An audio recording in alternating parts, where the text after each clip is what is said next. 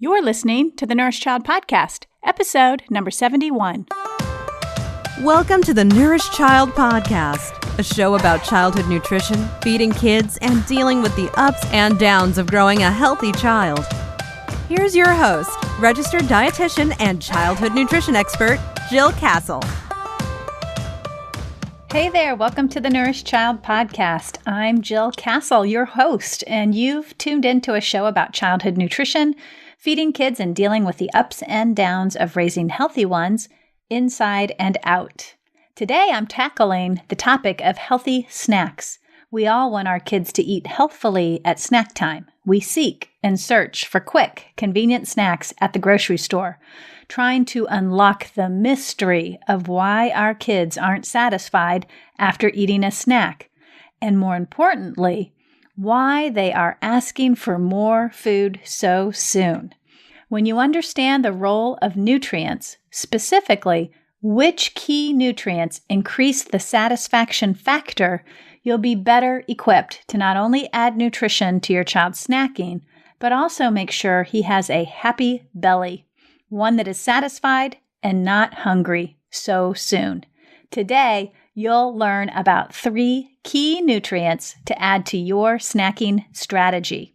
You can find today's show notes with all the links I mentioned over at jillcastle.com/071. That's 071 for episode number 71.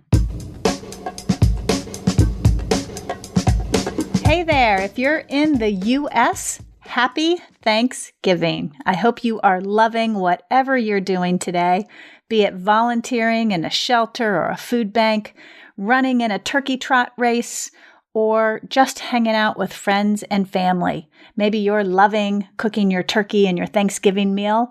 Maybe you get to just go and enjoy somebody else's turkey and Thanksgiving meal.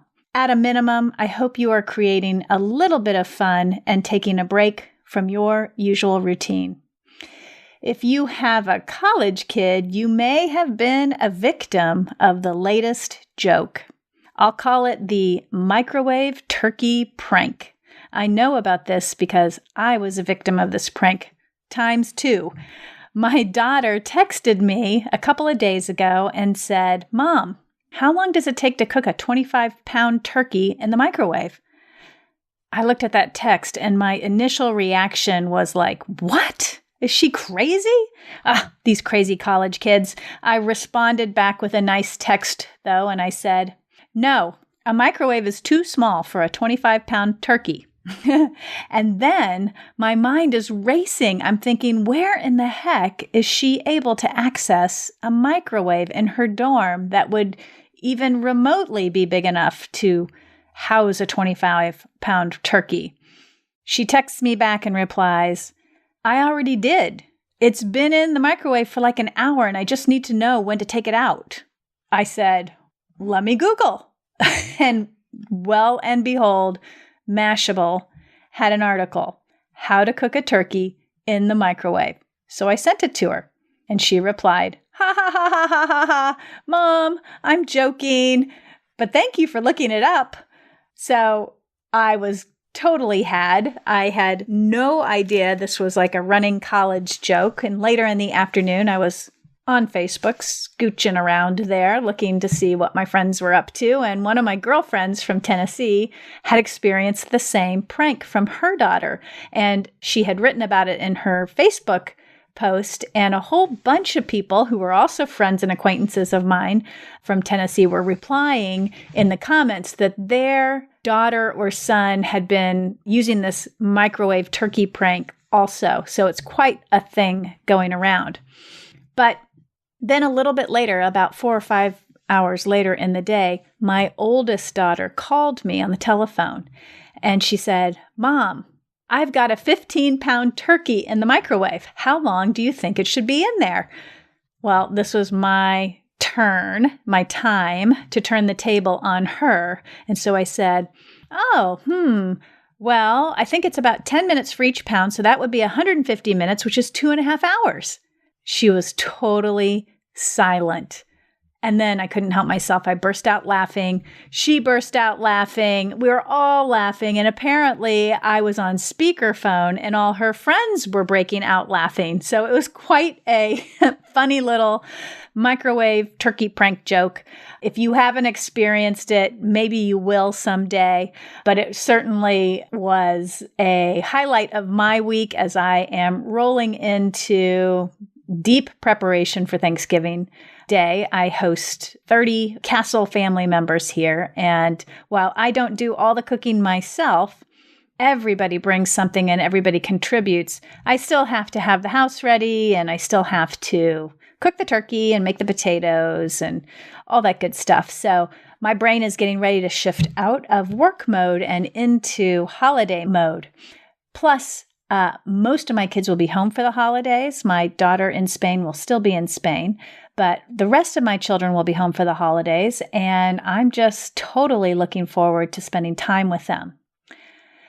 So I hope that you are, for Thanksgiving, surrounded by family and friends and having a great little break yourself. So let's dig into snacking. This is not going to be a long episode. It's actually going to be quite short and sweet because of the holidays coming up. And I understand this is releasing on the holiday itself. So I don't want to take up too much of your time. But if you happen to be out walking after you've had your turkey, or you're working out and trying to squeeze in some sort of exercise or errands before the crowds arrive, maybe you'll listen in.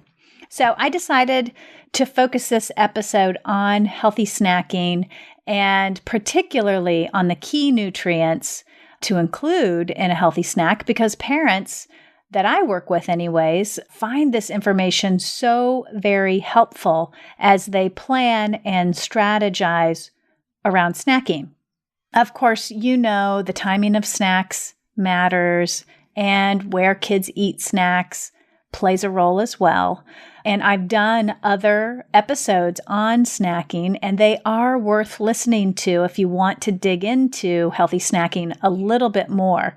Episode number 14 with Sally Kuzemchek, the voice or author fingers behind Real Mom Nutrition. I spoke with her, and that episode was called Real Mom Perspective on Snacking. And episode number 35 was an episode that I did myself, and it's called 8 Tips to Help Your Child Snack Better. I'll include those links in the show notes over at www.jillcastle.com/071. And then I do have a really nice article on my blog called Why You Need Healthy Snacks and a Snack Strategy. And I'll include that link in the show notes as well.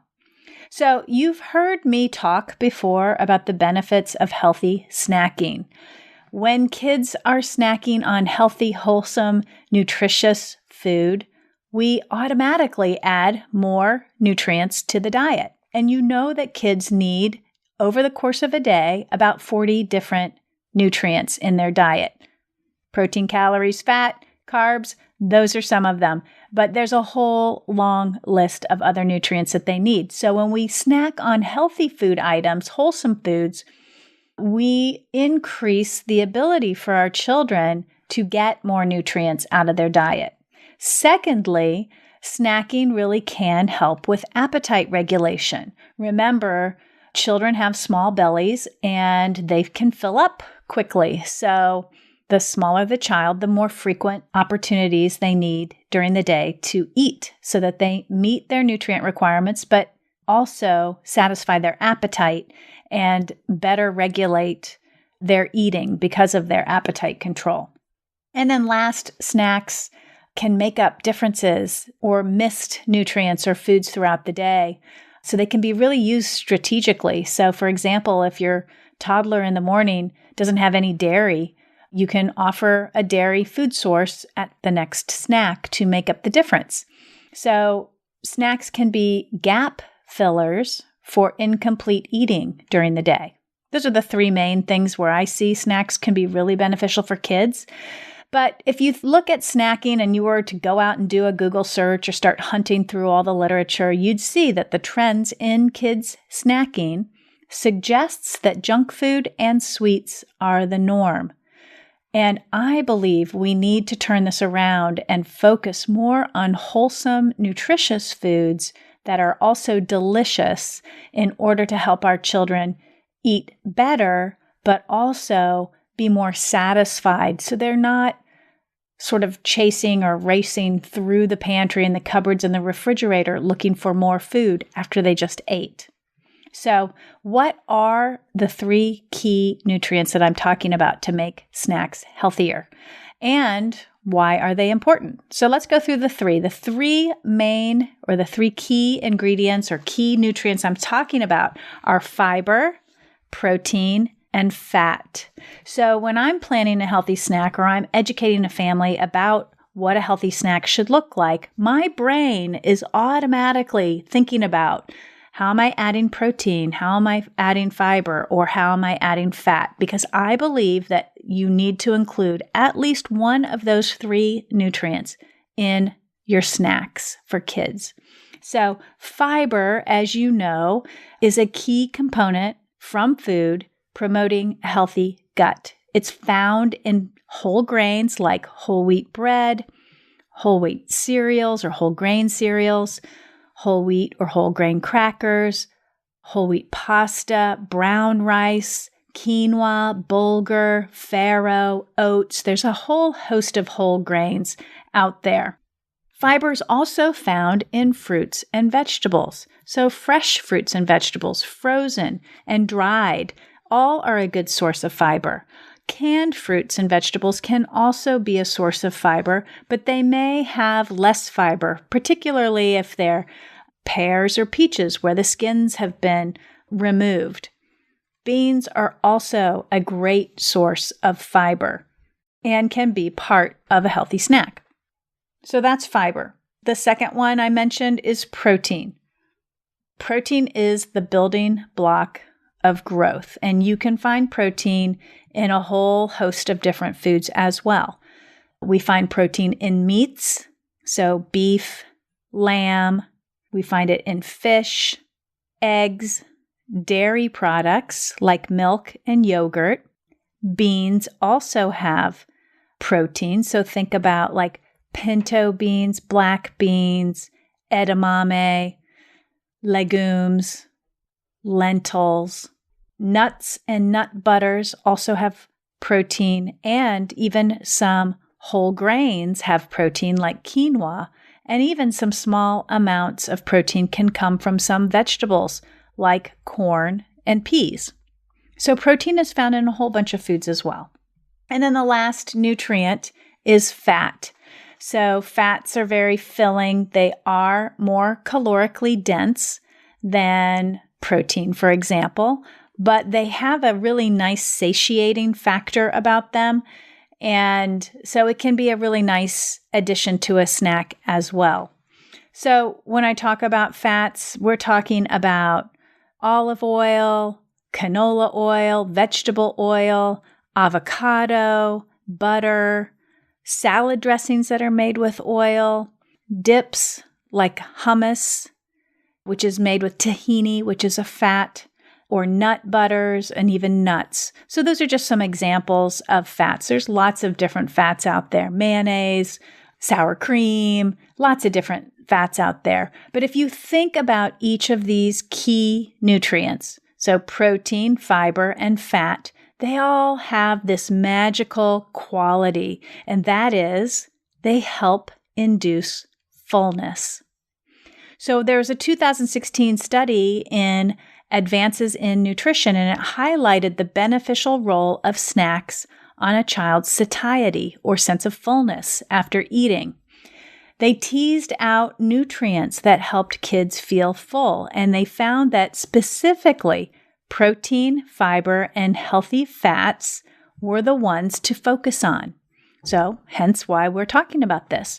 Researchers found serving up whole foods, which contained protein, fiber, and fat, enhanced a child's fullness after eating them.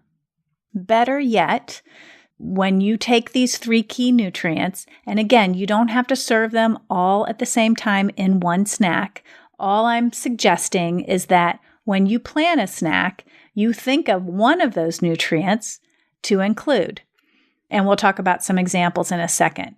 Once you've kind of thought about what you're going to include in your snack, so let's say, okay, I'm giving my daughter an after-school snack. I want to make sure I include protein. So you might be incorporating yogurt or milk or cheese, or you might do deli turkey rolled up with cheese and some crackers, for example. But when you target one nutrient, you'll build the snack around that nutrient. But better yet, going beyond that, I want you to also take a mini meal mentality. So think about, your snacks, you're wanting to make sure that they are more than one food group. So why? I think because you can satisfy your child's hunger better, you can improve their overall nutrient quality of their diet better, and that variety of, more than one food group at snack time is just psychologically more interesting for children and more satisfying emotionally.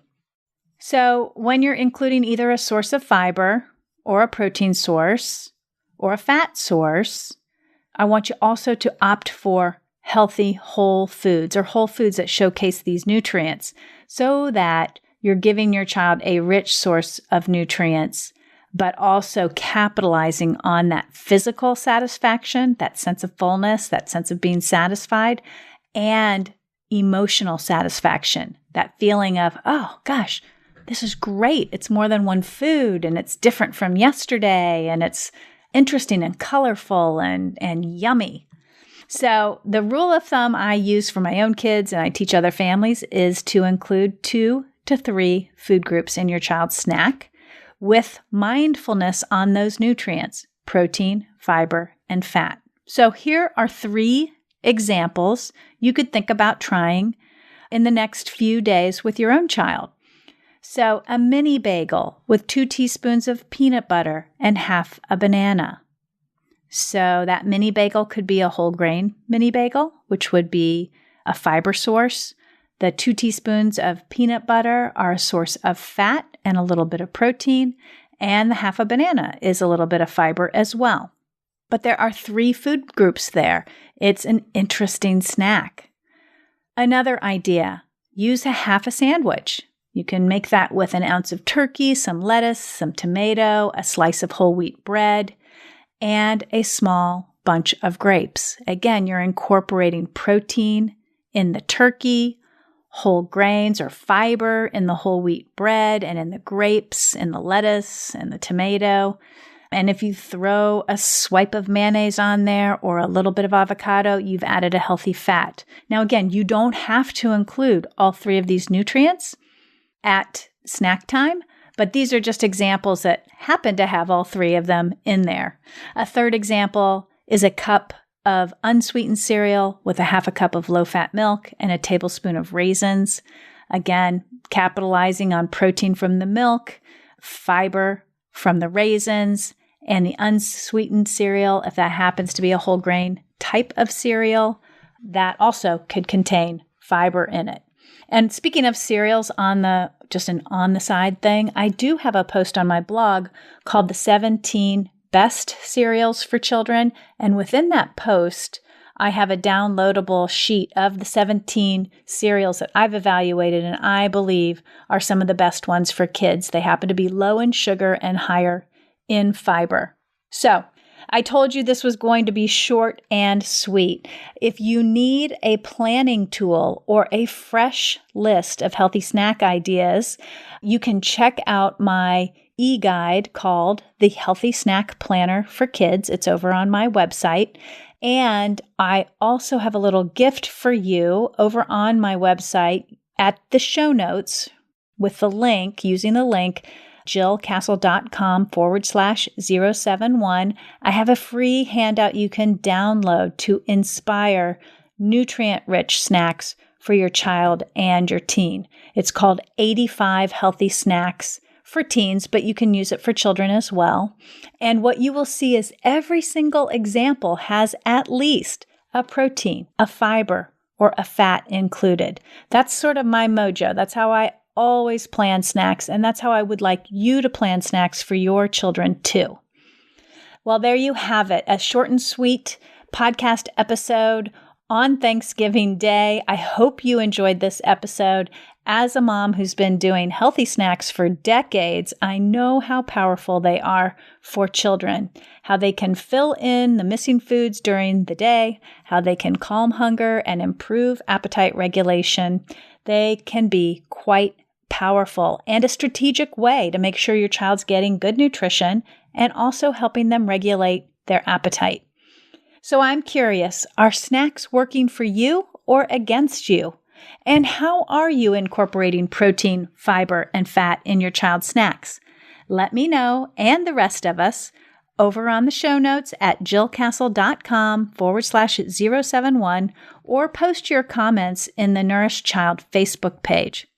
If this is your first time tuning in, I encourage you to subscribe to the Nourished Child on iTunes, Apple Podcasts, or Android. It's super easy to subscribe. Go to the podcast app on your iPhone or Android phone, click the search button and type in The Nourished Child. Click on the logo and then click on the subscribe button to the right. In addition to iTunes, you can find The Nourished Child on Stitcher, Spotify, Podbean, Google Play, and more. For more resources, articles, books, and programs on childhood nutrition and feeding, hop on over to my website, www.jillcastle.com. I'm always happy that you join me.